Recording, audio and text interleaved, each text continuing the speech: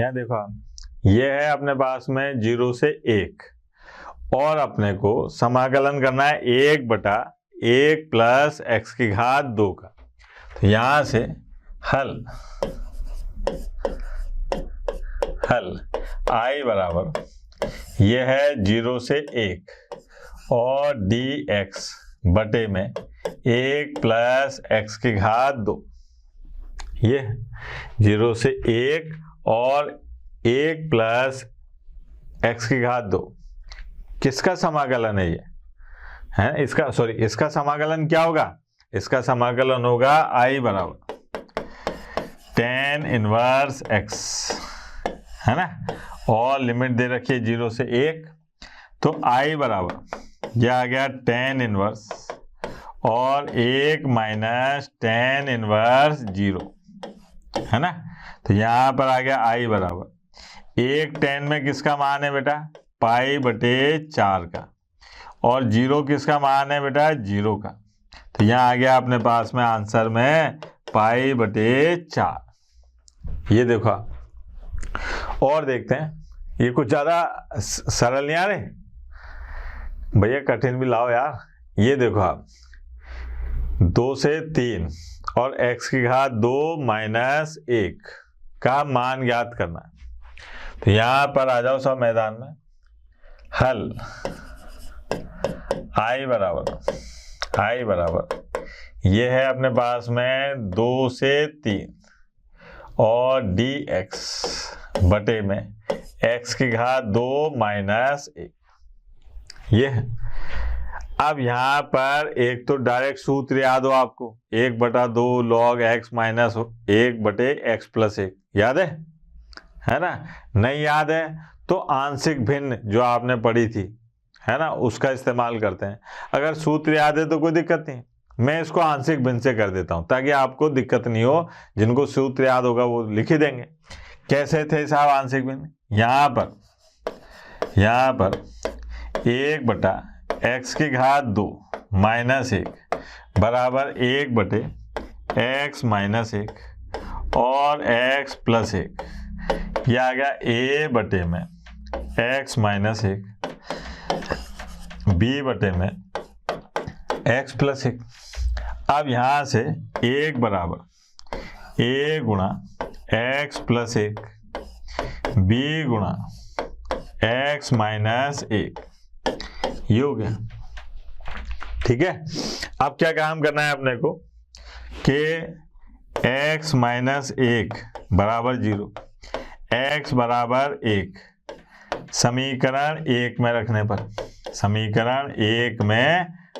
पर क्या हो जाएगा बेटा? समीकरण 1 में रखने पर ये केवल इसलिए कि ताकि आपको जो तरीका है ना आंशिक भिन्न वो भूल नहीं जाओ, याद दिला रहा हूँ, है ना। x बराबर 1 रखा तो a, यहाँ आ गया 1 प्लस 1 और b गुणा 0। तो a का मान आ गया कितना बेटा? 1/2, ये आ गया। फिर साहब x प्लस 1 बराबर 0, तो x बराबर आ गया माइनस 1। कहाँ पर रखने पर? समीकरण 1 में रखने पर। अब समीकरण 1 में रखने पर तो 1, यह आ गया a गुणा 0 और b गुणा माइनस 1, तो b बराबर आ गया -1/2, ये मान आ गया। ठीक है, a और b के मान अपन ने यहाँ रख दिए और लिमिट क्या है? 2 से 3।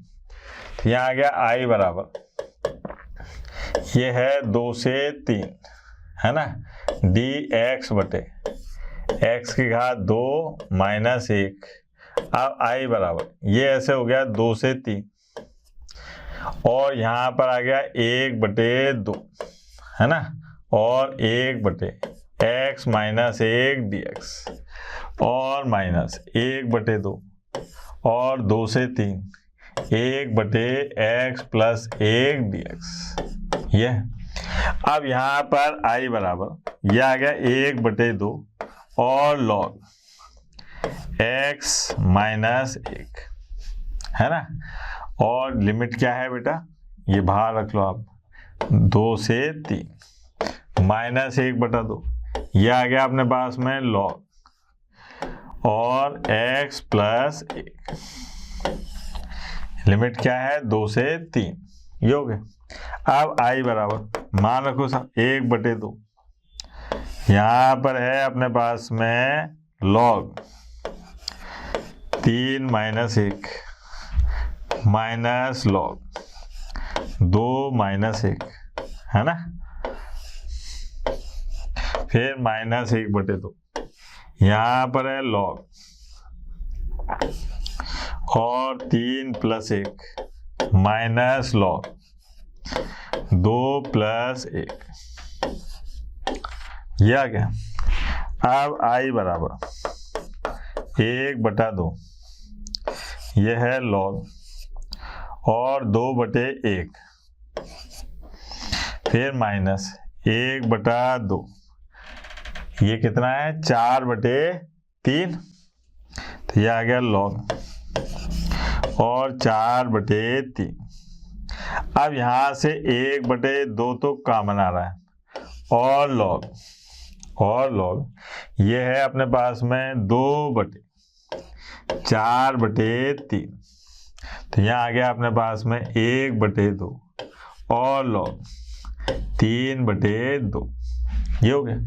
और अगर मैं यहाँ पर डायरेक्ट सूत्र बताता, ये वाला, अगर मैं इसको ऐसे करता कि यहाँ पर बताता आपको कि चूंकि 1/x² माइनस a² dx बराबर 1/2a और log x - 1/x + 1 होता है, तो यहाँ पर क्या हो जाता है अपने पास में कि साहब 2 से 3 लिमिट है और x² माइनस 1 dx 1/2 a की जगह 1 और log x - 1 x + 1।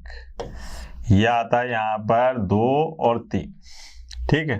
अब इसके मान रखते हैं अपन, तो यहाँ पर क्या आते हैं? 1/2 और log पहले रखते हैं अपन कितना? 3।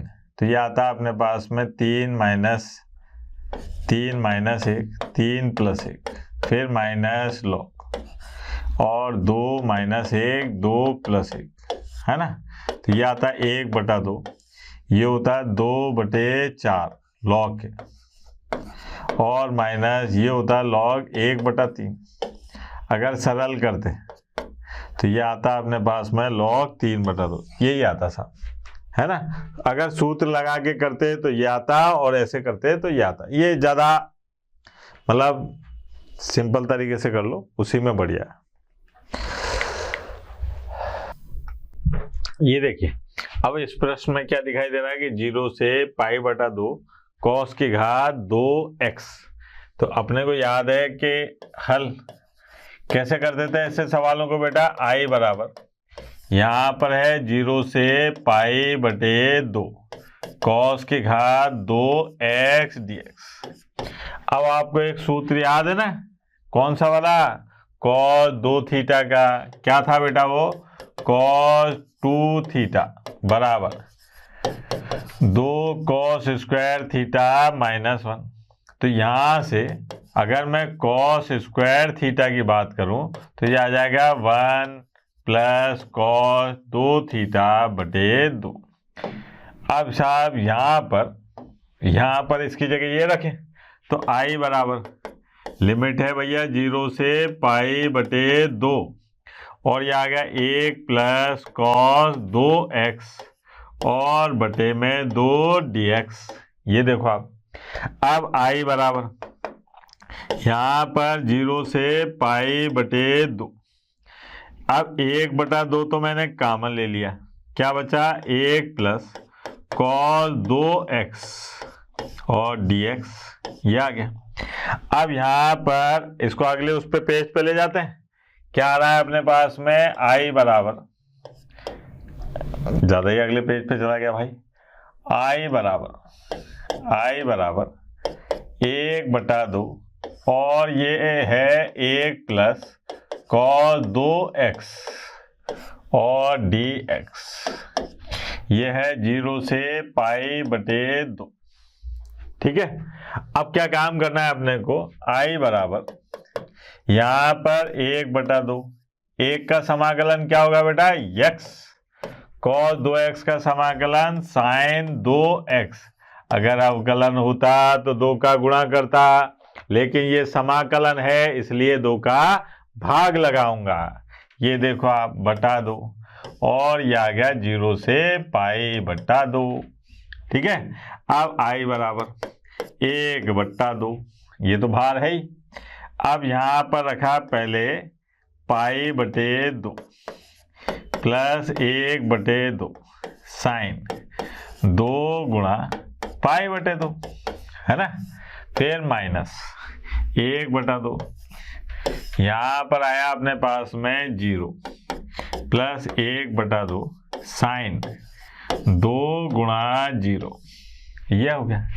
अब i बराबर 1/2, ये आ गया पाई बटे 2 प्लस 1/2, ये 2 से 2 कटा, साइन पाई का मान क्या आ गया 0, माइनस ये सब क्या आ गया अपने पास में 0।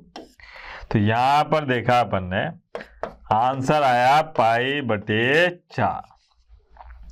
ये अपने पास में सीधे सरल कौन से निश्चित समाकलन थे, जिसमें कोई नहीं, बस स्टैंडर्ड सूत्र लगाना है और ऊपरी सीमा और निम्न सीमा लिख के और हल करना है। पहले ऊपरी सीमा से फलन का मान निकाल लो, फिर निम्न सीमा से फलन का मान निकालो, जो भी समाकलन के बाद प्राप्त हुआ उसमें। अब क्या काम करते हैं, अगले सवाल में देखो आप, ये क्या है, यहाँ प्रतिस्थापन लगेगा। ये थोड़ा सा महत्वपूर्ण है। देखो आप, इस ऐसे जिनमें प्रतिस्थापन के बगैर समाकलन नहीं होता हो, उनको अपन कैसे हल करते हैं ये देखिए आप। ये सूत्र के माध्यम से समझाता हूं, सॉरी सवाल के माध्यम से आपको समझाता हूं मैं कि प्रतिस्थापन द्वारा निश्चित समाकलन कैसे करेंगे।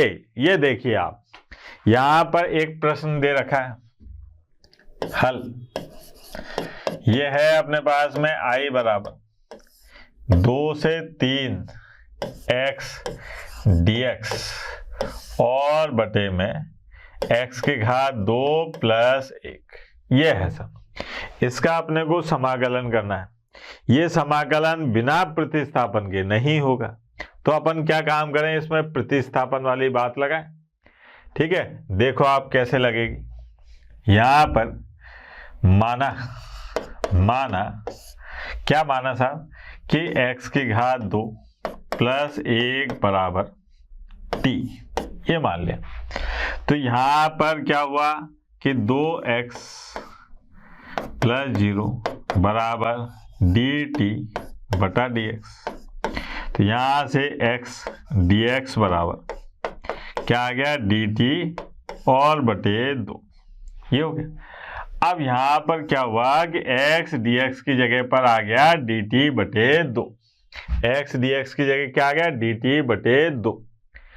लेकिन आपने जब ये x को बदला है t में, तो वास्तव में ये क्या है, ये x के ही तो मान है, x का निम्नतम मान और x का उच्चतम मान, यही तो है। तो ये भी बदलेंगे, जब आपने x को t में बदल दिया तो इनको भी बदलना पड़ेगा। अब कैसे बदलते हैं, ध्यान देना। यहां पर सबसे पहले आते हैं अपन उच्च सीमा। ठीक है, उच्च सीमा में क्या होगा साहब, आपने क्या काम करा है कि साहब यहां पर x बराबर है कितना 2, x बराबर कितना है 3, x बराबर कितना है बेटा 3, उच्च सीमा ये है ना, x बराबर कितना है 3। अब आपने क्या काम करा कि यहाँ पर इसको बदल दिया t में, x की घात 2 प्लस 1। अब यहाँ पर x की जगह मैं अगर 3 रखूंगा तो t ये आ जाएगा 3 की घात 2 प्लस 1।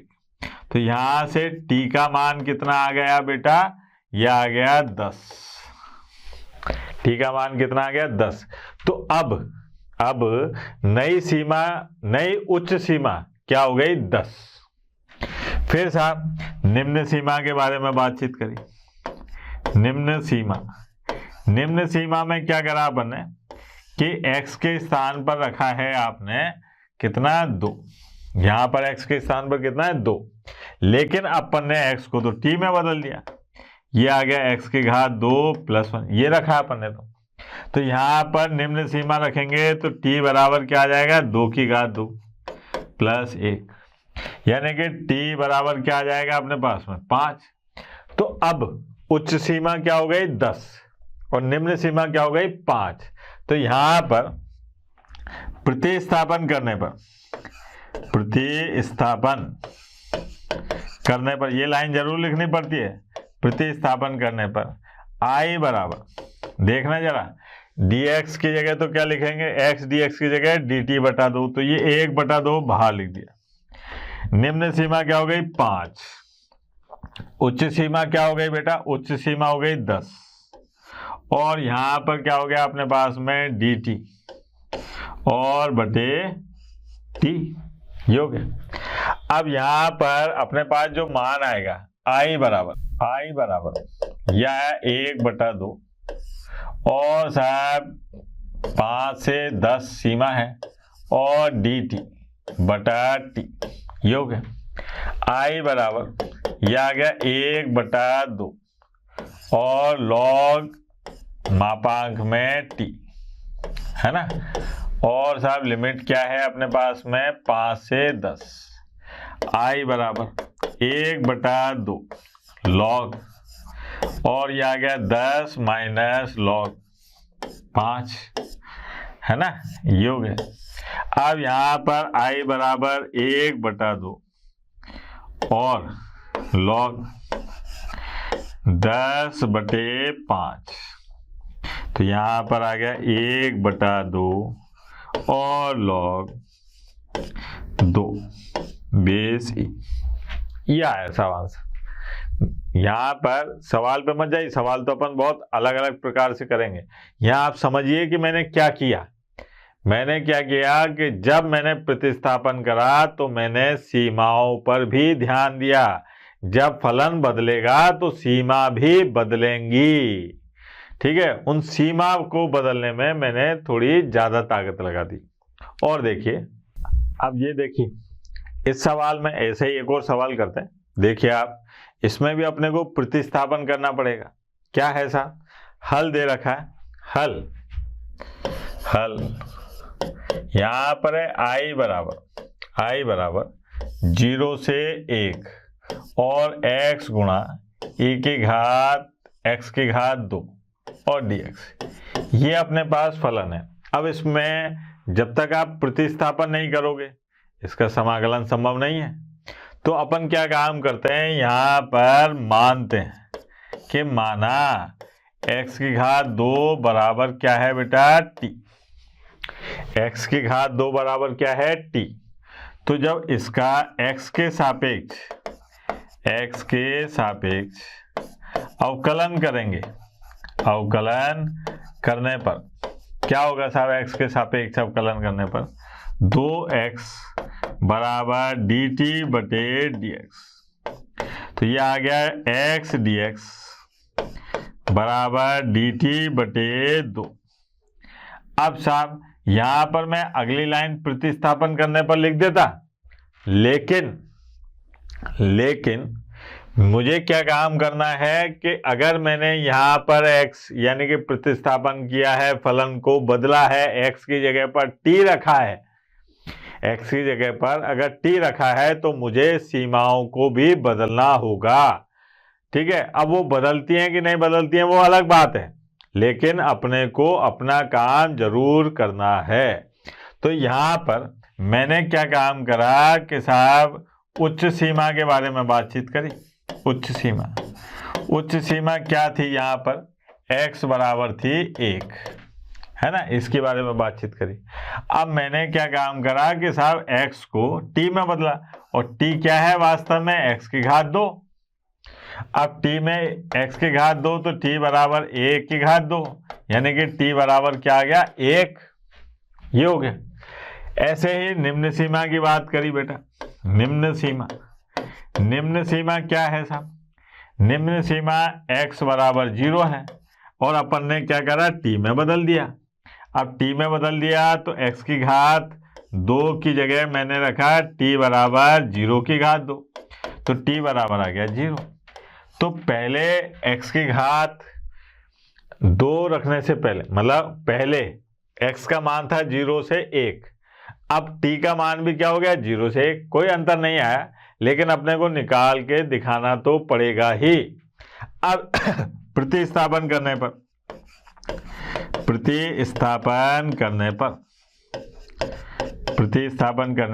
क्या होगा बेटा? प्रतिस्थापन करने पर i बराबर x dx की जगह तो आ गया dt बटा 2, और लिमिट वही है 0 से 1 और e की घात t और dt बटे 2, यह आ गया e की घात t dt बटे 2। तो यहाँ पर i बराबर 1 बटा 2 और 0 से 1, यह आ गया e की घात t dt। अच्छा, e की घात t का समाकलन क्या हो जाएगा बेटा? e की घात t और 0 से 1, अब मान रख दो साहब 1 बटा 2 और यह आ गया e की घात 1 माइनस e की घात 0। अच्छा, e की घात 0 कितना होता है बेटा? e की घात 0 होता है 1, तो यह आ गया e की घात 1 माइनस 1, ये हो गया। ये है अपने पास में निश्चित समाकलन। अब प्रतिस्थापन द्वारा निश्चित समाकलन अपन कल पढ़ेंगे, है ना।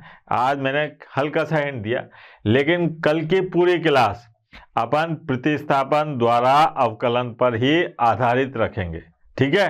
तो अभी जिसको समझ में ना आया हो, कल की क्लास में जरूर आइएगा, ठीक है बेटा।